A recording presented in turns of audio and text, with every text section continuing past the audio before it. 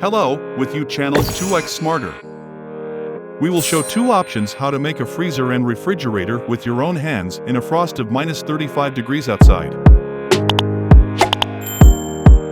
Some communities living in the steppes of Central Asia are still not provided with electricity. During the winter months, the refrigerator is made from ice that is frozen in special molds.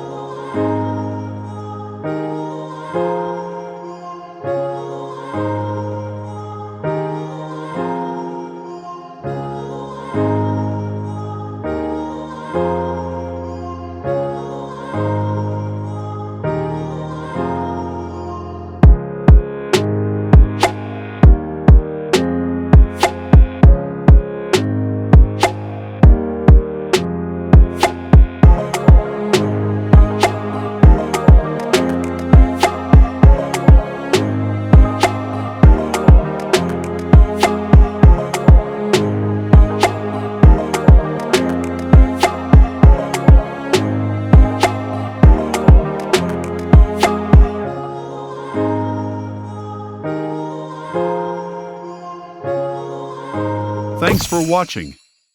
Please like and subscribe. And don't forget check our another videos.